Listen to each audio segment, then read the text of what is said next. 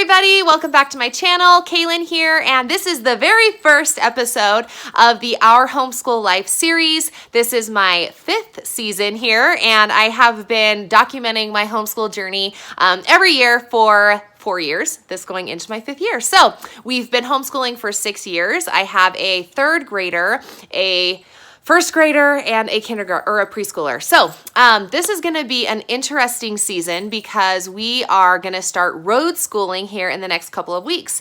We have sold our home and are in the process of moving, and that is all going to just shake out here in the next couple of weeks. So we will have 2 weeks here at home doing homeschool, and then starting our 3rd week, we will be on the road. So it's going to be an interesting season and a really fun series to kind of document for myself, especially as years go by, then I'll be able to go back and kind of figure out how did I do that, and that was a crazy season. So in today's video, I want to share with you how our first week of school went. As always, the first week is always my favorite because I don't know, it's just always really fun. So let me share with you how everything went and my first little experience with the curriculum I picked. So let's do that.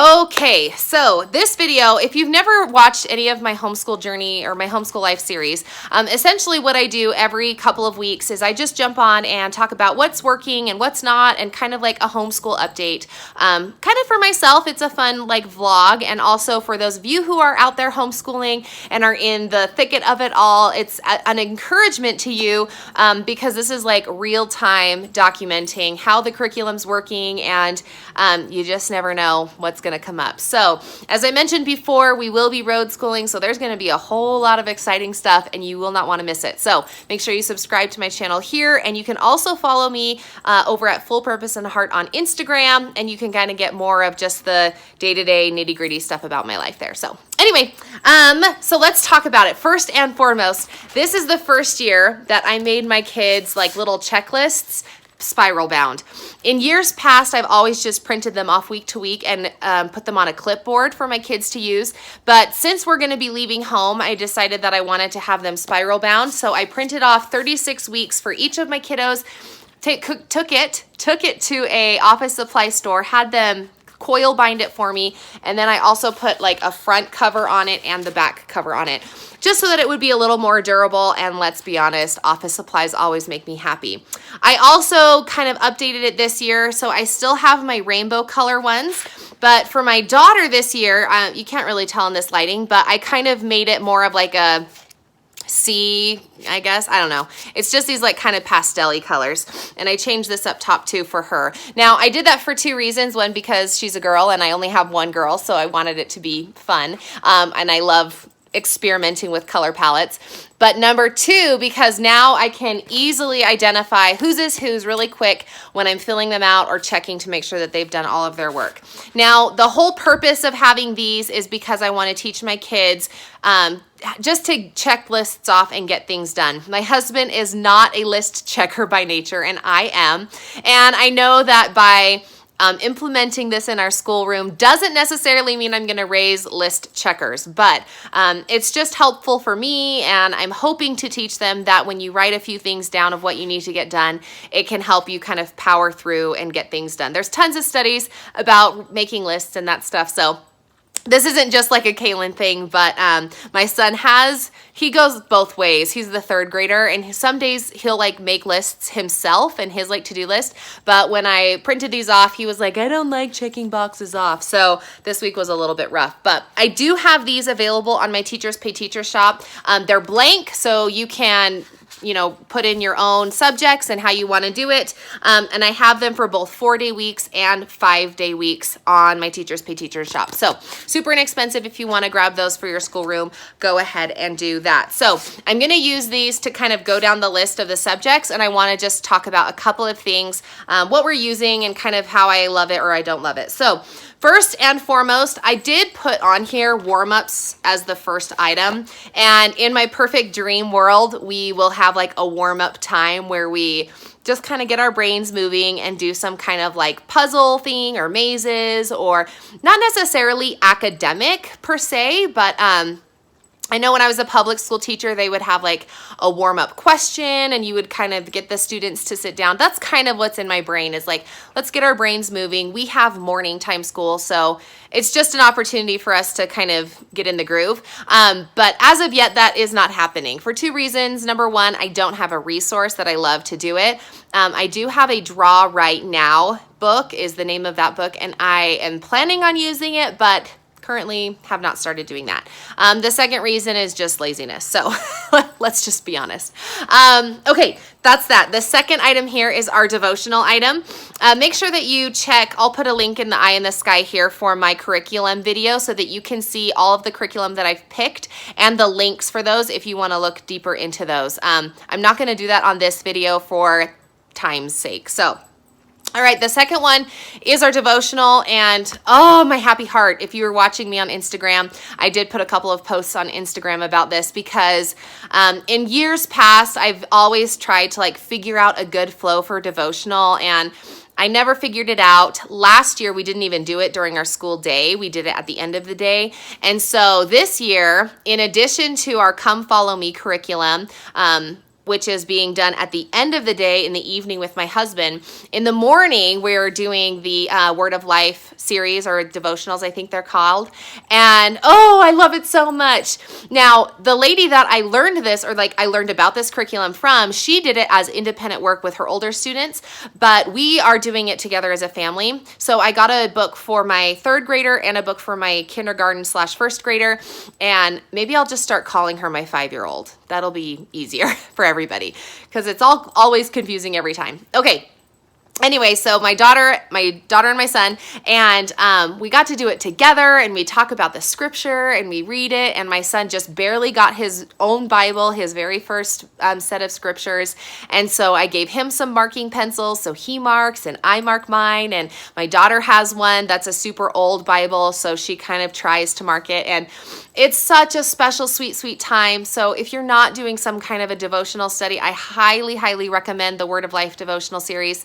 And I can't even remember what they cost, but they can't be extremely expensive. It's for an entire year, 365 days. Of course, that's more than what we will probably use it for, and this is a study mostly of New Testament scriptures. There may be Old Testament. I haven't studied exactly what the scriptures are that they have, but so much love, so much love. I cannot recommend it higher. And my intention is that if we do nothing else, that we do Bible time, because it really has been such a sweet, sweet start to our homeschool morning. Even better than circle time, which is what I've always started school with. So I guess you could incorporate it as a part of circle time, but it was never in my circle time routine. So that is that. Number 2, let's talk about science and history. So we are doing BJU Press. I purchased the kit together because he is a third grader. Both science and history are half-year courses. We are doing them together as a full year course. So he will do 2 or 3 lessons per week as opposed to 5 lessons per week of one subject. So here's what I have to say about that. Number 1, let's talk about history. Heritage studies is what it's referred to as in BJU Press. So, number 1, I'll just be honest, I don't love the teacher. It's been only 2 lessons, so I'll check back with you in future weeks. But I don't know, I just feel like she's very staged, can I say? She's I don't know. She's a younger teacher, and I mean, don't be wrong. There's nothing wrong with younger teachers. I was 22 when I started teaching high school. So there's nothing wrong with that. But I don't know. She's just not the same endearing person that we had when we had Mrs. Gerald last year in the English class.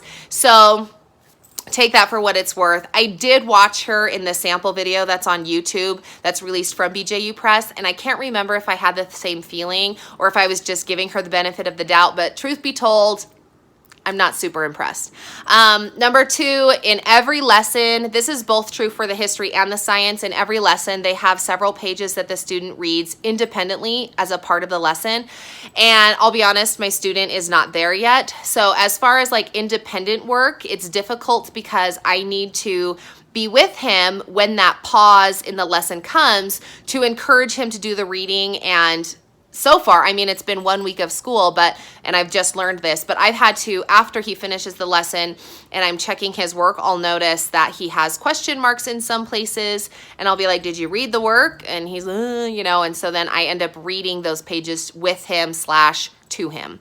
So keep that in mind. The reading, you'll want to make sure you flip through those pages. And I do a flip through look in the book. I'll put that in the eye in the sky here. But you're going to want to make sure that your student is at that reading level. I think my son is, but he doesn't, I don't know, he doesn't really love reading, I guess. I don't know what to tell you about that. And it's only been 1 week, so, follow along in future weeks. But now, science is another story. I adore that teacher in the 3 lessons that we've had with her. She's just really fun, really engaging, just kind of animated. I don't know. She just draws you into the computer a lot better than I feel the history teacher does. But one little and this is just a me thing, but I'm going to say it because I don't know, now you're going to notice it if you ever get it. But she has it looks like a doorknob that's right in front of her, and then she has a bunch of stuff on her desk that are science related. We're learning about animals right now. And I don't know if it's a slide for the slides, or if I don't know what it does for her, or maybe she has a slide thing that she's looking at to help the lesson flow, like a prompter. But she always has her hand on it. You can't see, but I'm holding it. She always has her hand on it, and she I don't know, it's distracting. It's distracting for me.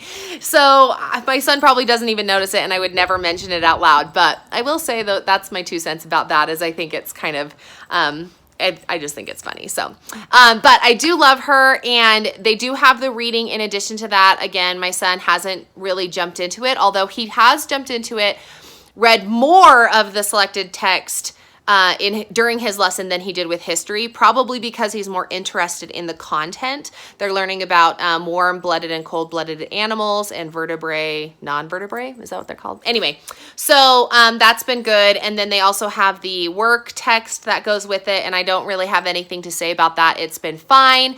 Not a lot of writing, but also not a lot of multiple choice. It's a lot of fill in the blank, which I like for that grade level. So all that being said, I think that is kind of a good introduction to how we felt about BJU Press and their science and history units. Moving on. Okay, so math is our horizons. You're really going to want to follow along with my story with math, because I am nervous about teaching 3rd grade math. But for the first week, it's just been really great. It's the same format as we're used to, and I've mentioned this many times. So when it has a whole huge block of math problems, I have my students do half of them. So we'll do all of the pink or all of the orange or odd and even, or I'll just give them different directions. Sometimes we do just the top row, just the bottom row, whatever it is. So we do only do half of our mathematical problems. But they always switch it around. There's lots of different things. And some lessons feel shorter than others, maybe just because there's a huge chunk that's shape identification. And so the graphics for that are larger. So therefore the number of problems are less. So that's been really good. I've enjoyed 3rd grade. Kind of talking a little bit about the Math 1, we're finishing Math Kindergarten with my daughter. So we're about lesson number 127. And immediately, she wasn't really excited about doing it this week. I'm not sure if it's because we've had a long summer break or what we're jumping into about that, but doing the subtraction problems, they're subtracting 70s, take away single digits. So it's 73, take away 3, 4, 2, 1. And I don't know, she just wasn't excited about doing it. For a half a second, I thought maybe she was nervous about it, or it was too advanced for her, so she was feeling that kind of resistance. So I'm going to keep my eye on that, and we may need to just start with kindergarten math and go back to lesson 30, 40, 50, something like that. So I'll have to keep my eye out for that. Reading, so my 3rd grader is just doing reading comprehension, and this is a resource I got from Evan Moore. I have nothing to say about that. It's super fast, and it's just good practice for standardized testing, so that's why we do it, and we only do it 2 days a week. So I have the full book, and I just ripped out one page, and then we do one page on Tuesday and the backside on Thursday. Here's my little tip that I wish I would have done, but I've already packed all the books, so it won't happen. Since I'm only using 2 days a week, what I would have done is ripped out 2 pages because of the way that I organize our school year with our binder. Then I wouldn't have to like 3-hole punch 2 sides of the page. Instead, I could just put 1 page under Tuesday, 1 page under Thursday, and then recycle the rest of it, even though the back sides were not done. So there's a little tip for you. I wish I was doing that. My daughter is still doing the Good and the Beautiful. We are like in the middle there, so we're like lesson 47 to 50. We picked that right up where we left off, and she still enjoys reading. It's like AY sounds, like day, say, hey, that kind of stuff. And yeah, so she's good, and I don't have anything negative to say about it. I still think it's great. And then we also started with what did we do? The spelling curriculum, whatever it was, all about spelling. We started with that with both my 3rd grader and my 5-year-old, and because I've never taught spelling to my son before. That's a long story. If you're new here, just take my word for it. Anyway, and so I think it's been good. In the first week, we did the first 5 steps, so they were pretty quick. I'm doing with my kids together. I had intended to do it separately, but just kind of the way our day flowed, we ended up doing it together. And I'm noticing quickly I'm going to need to make sure and separate them, because I feel like my 5-year-old is piggybacking on my older student, and so she's just kind of getting, brushed under the rug instead of actually mastering those phonetic sounds. So it's hard to do 2 students unless they're at the same level. So what else can I tell you? I'll tell you quickly about my preschooler. We did just barely pick him, kind of move him into his school week, so he's super duper happy. He has his what is it called? The daily learning notebook, which I have done for all of my students.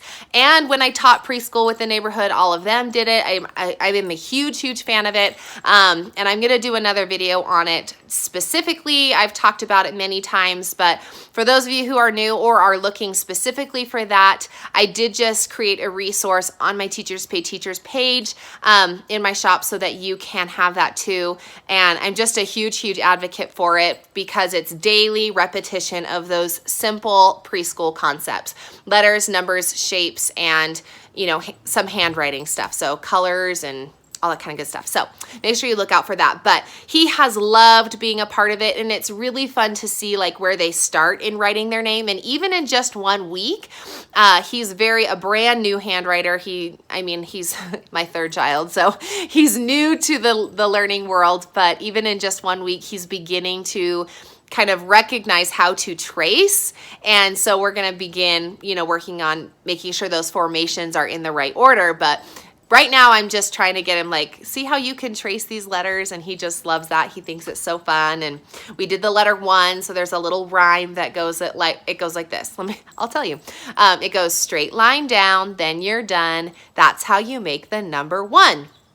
So we said that every single day, and I had my page in our daily learning notebook where we did something with the number 1 every day. So anyway, I have all of those ideas written out for you in the instructions of my daily learning notebook on my shop. So if you are I don't know what to do with this, I have it all written down, and I'll make sure and put it in another video here in the future. So anyway, that is our first week of school. It's been super, super, super exciting. Now, my next update, I don't know where I'm going to be able to film it. It's going to be because my house is slowly coming apart. But I just am really excited for this journey and for road schooling. And we're going to be living in resorts all across the country. So make sure you subscribe to my channel, follow along. And again, I'm over at Instagram, Full Purpose and Heart, which is more of just my life and how we live over here and all that kind of good stuff. So anyway, thanks for watching this video and catching up with me, and I will see you in my next one.